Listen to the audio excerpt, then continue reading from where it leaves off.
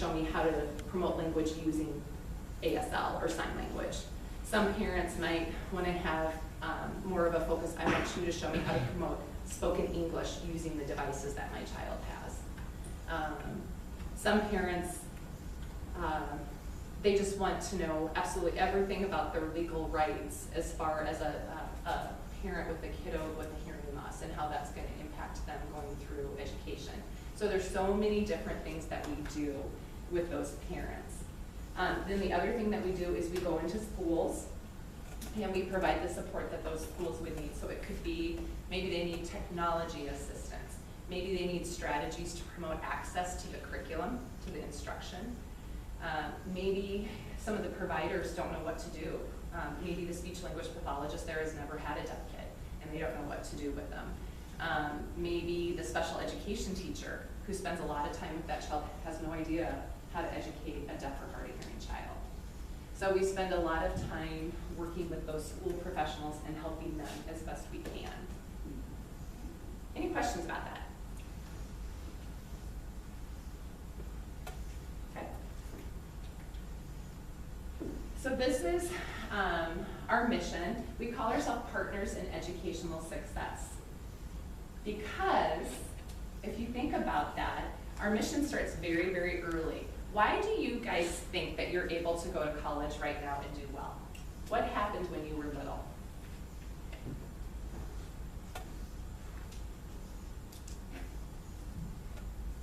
And all of you have it if you're sitting here in these chairs. All of your guys' brains were fed. You had access very early on. Good language foundation, that's our huge thing. If you ask anybody, ask Mark, what's the most important thing for a deaf and hard of hearing child to have success? Is a strong language foundation. And I don't think any of us care what language modality that is, if it's sign or if it's spoken English. We just want kids to have a good, strong language system. Because if you guys think about it, you're able to read because you understand language. So how well that you're able to understand what I'm saying, specifically translated to how well you guys can comprehend when you're reading. How well you guys use language, it could be how well you express yourself through sign, or how well you express yourself through talking. That was laying the foundation for you guys to have written language skills. So those things are directly connected, and that's why we as a program were so dedicated to really trying to promote that language growth with deaf and hard of hearing kids and to give them that full access. So as they are developing, they have good literacy skills because we know language is the foundation of literacy. Okay. So this is our overall mission. We really want to be a partner in educational success, and like I said, that starts with day one as a baby, feeding that brain and giving them that good access. And then these are just the things that we believe. And we strongly believe every child has the right to access the tools they need to grow and live a successful life. That's kind of one of our core things. And we truly value that children who are deaf and hard of hearing have the right to full participation in social educational experiences in their homes, schools, and communities. We want them to be included and have full access to everything that every other student would have. And we really try our very best. We assure that we're going to try to connect and collaborate with parents, families, schools, healthcare providers, and others to serve children who are deaf or hard of hearing. And our team, we're constantly trying to develop our knowledge in regard to best practices. We really try to look at the research of what promotes the best outcomes for deaf and hard of hearing kids. So we spend a lot of time at education and studying and reading research and looking for best practices that we can share with families and schools, because we really are dedicated to those outcomes. Kind of talked about this already. Oh, I forgot one thing now. One of the big things that we have in our program, and so I'm kind of probably jumping ahead a little bit here, we have a big mobile lab bus. So across we have, well, let's see, Dr. Greg Keene, the audiologist, and then he has 2 audiometrists that they go all the way across South Dakota and they screen hearing. So they're on the road a lot. But the nice thing is, and in South Dakota, as we all know, it's pretty rural, and some families just don't have access to an audiologist.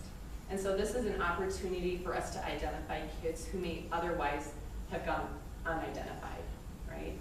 And the nice thing is once they're identified, then we can decide what the family wants to do as far as improving that access.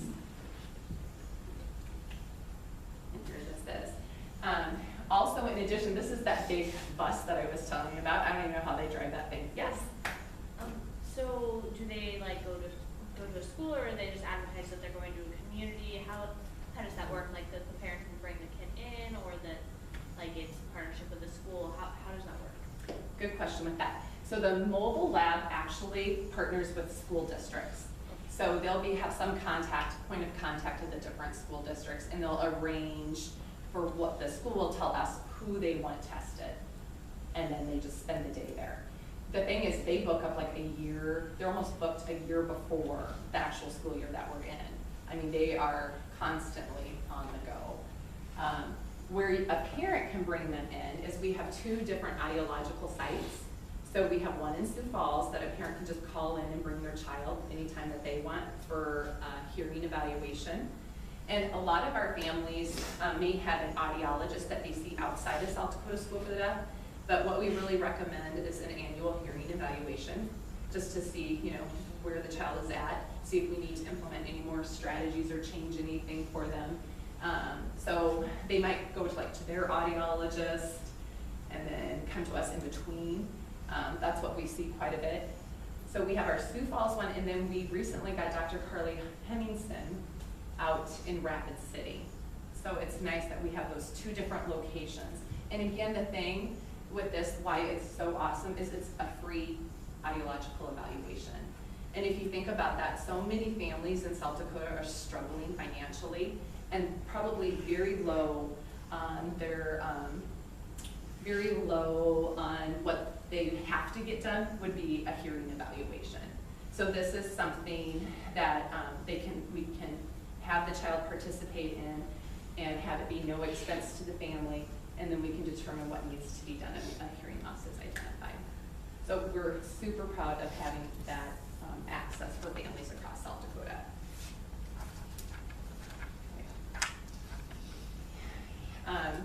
Another huge part of our program is we have external evaluations. Yes? So I'm from Iowa, so this is required in Iowa. Alter elementary, 6th grade, and then I think it's 9th grade, we do hearing tests in the public schools. Is that the same here?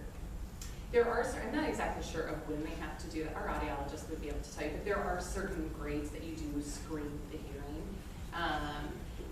There is typically a school nurse does that, but I don't know the grades that they actually have to have identified. Yes? Where does the funding come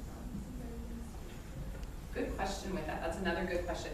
So we are actually under the Regental system, so we're under the universities. So it's your South Dakota's tax dollars that are used to fund our program. So we're in with USD, Northern State, we're all under the same umbrella. Great question with that. Yeah, we used to be under the prison. We were, years ago, we were under that same umbrella, but at some point in time, I'm not sure when that happened, we got moved over to the Regental system instead. Okay, so does anybody know anything about special education in South Dakota? Any aspiring SPED teachers in here? Okay. So South Dakota is a state where it's a categorical state, meaning for a child to receive special education services, they have to go through a very lengthy evaluation process. And they have to be determined that their scores are not commensurate with their peers. So they have to have some sort of delays, or their scores are below where they should be for their age. Okay? So a child goes through all sorts of testing. And once that child is tested, what they have to decide is what category to put them in as far as delivering services. In regards to South Dakota School for the Deaf, we test for 2 of those categories, which would be hearing loss and deafness. So in order for you to receive special education services, which could be PT, OT, just SPED in general, resource room, SLP, you would need to go through this whole process. Okay? what we're finding, the reason South Dakota School for the Deaf has an external evaluation process, some individuals just don't know in different school districts around South Dakota don't know how to test a deaf and hard of hearing kid. Especially when you look at tests that we are supposed to administer to determine eligibility for special education services. There are no tests that are developed for deaf and hard of hearing kids that are on our state list of tests, and they don't even exist. There aren't tests out there because there's such a variability in the kids as far as age of identification of hearing loss, communication modality. They just aren't out there. So our team has taken the tests that we can work with and used our experience with deaf and hard of hearing to give them a most fair assessment as possible given the situation. If that makes sense, because there just aren't those assessments out there. And so we are testing, when a child comes to us, we're looking at their cognitive skills, we're looking at their sign language skills, their social behavioral, their academic skills, their speech, language, and listening, their audiological skills, their hearing level. And then as they get older, and all children that are on an IEP at age 13, you start transition. Yes? Is being hard of hearing or deaf considered as a disability? According to the state of South Dakota. For special education services, you have to be given a label. And in here, our kids would fall in two categories: hearing loss, which it's based on what your hearing level is, 30 to 69 dB hearing loss, or you could have what we say deafness, which would be 70 dB and above. So this is what we test, and so we go through, kids come and see us and we test them for 2 days. Usually when I'm testing a little person, I'll test them for 2 to 3 hours just in speech, language, and listening. So it's a pretty intensive process. And then we put an evaluation report together, and then we share it with the school district with recommendations. So that's a big part of it. And we try to rotate back and forth between sides of the state. So we have, we test out in the west side of the state 2 times a year, and then we test on this side of the state 3 times a year, so that we have fair access for the kids throughout South Dakota. Okay. This is kind of a fun thing. This was a video that was created through South Dakota Department of Health, USD, and South Dakota School for the Deaf. And I just want to share this with you guys because it really is a pretty powerful video about the importance of early detection. It has some of our families talking about it. So hopefully. One of the first really key things for parents to understand is when they have that hearing screening in the hospital, if their child doesn't pass, that doesn't necessarily mean that their child has a hearing loss. So it simply just indicates whether that child needs more evaluation or does not. Well, originally in the hospital, when we heard about it, it was kind of on our way out, and we were told it was no big deal. And then we went back to the audiologist, and she failed again. And then that's when we found out she was deaf. The doctor said it's not just no big deal. And even when her daughter was fitted with hearing aids at 8 months of age, she didn't wear them all the time. She had fluid in her tubes, and so we'd make excuses. And oh, she can hear fine, and all these things. Really, the earlier we can identify the hearing loss, the better the outcomes are going to be for that child, because the services that that child would need to be successful can be provided at a very young age. Our son got his hearing aids. He was fitted at 3 years of age, and our daughter at 8 months. And their speech is off the charts different. It's a perfect example of what early intervention is and how much of a difference it can make. The biggest decision is that you're going to do something, and the sooner you do that, the better. So being engaged with your child and being engaged with your child's success is one of the biggest indicators or predictors of how well that child will do in the future. I had to get through the denial first that my baby had hearing loss. I knew it wasn't going away. We had done multiple tests. And so then it was time to get into it and let's face this and let's do everything we can for Eric. There are many resources available in South Dakota, and being engaged and involved with those activities can really give that parent a sense of belonging, a sense of community to feel like they have that support system to help their child to be successful. It was in that first week that the school for the deaf reached out to us, and very soon after we were able to meet with other parents, and then it was so much easier. SDSD is phenomenal.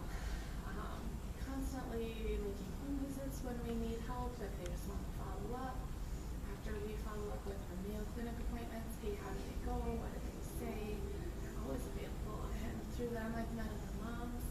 They've got family sign classes, constant resources. Just have to know that they're there to use them. I didn't know sign. My husband didn't know sign. And just knowing that there's a deaf educator that would come out and see him, and there's a team approach, and it made it feel that we could live in the same place and still get all these wonderful resources that are available in such a community. It's not necessarily disability for them. It's like me wearing glasses. I can't see well without my glasses, and they can't hear well without their hearing aids.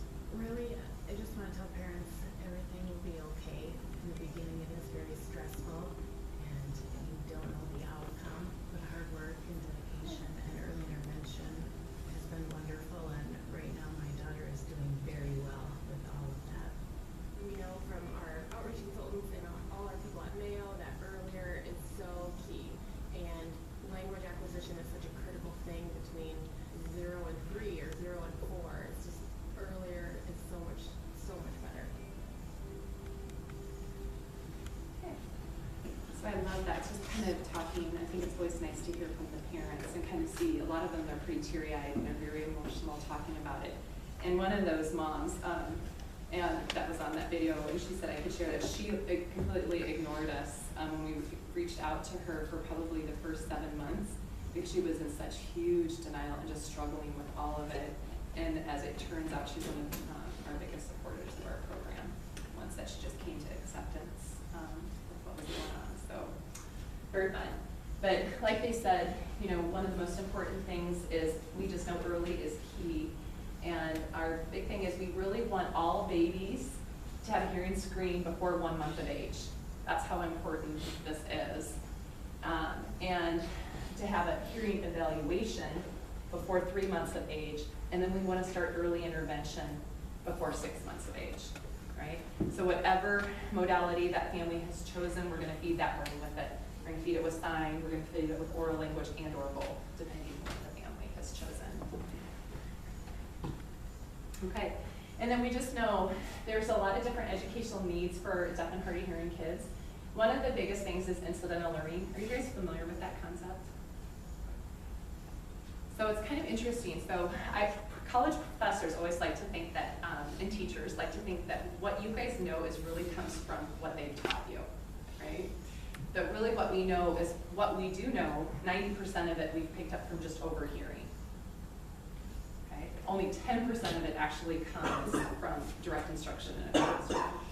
Where you think about this, where this becomes important for deaf and hard of hearing kids, let's have an example of this. So I'm at High B, and I'm the third person back in line, okay? I overhear someone who's with the cashier say, oh, well, do you have the coupon so that you can get $20 off a $100 order? So I'm standing back and I'm like, oh, I just learned I can save 20 bucks, right? So I quick Google it on my phone and I pull up a coupon, okay? So that's an instance where deaf and hard of hearing kids, noise and distance, if they're an oral communicator, the further away you are, the noisier it is, the less of an opportunity you have to incidentally pick up that information. Okay? If you are a signed communicator, right, that cashier wasn't signing, that customer wasn't signing, you missed that incidental opportunity to learn that information. That's just a quick way to explain that. And just think about how many opportunities like that happen in a day. Here's another one, and the other thing just to think, we spend a lot of time talking about brains are different. Children who are deaf and hard of hearing have very, very visual brains. And so if you think about it, right now, I am using some visuals, but in classrooms, traditional classrooms throughout the United States, we're very verbally oriented with lots of listening, with not a lot of visuals. And especially as you get older, we start with the little ones with lots of visuals, and then as we get older, we become more and more dependent on just processing language through listening. So we spend a lot of time of talking about how can we adapt things to make it better for a deaf and hard of hearing kid, to make it more of a visual learning environment for them.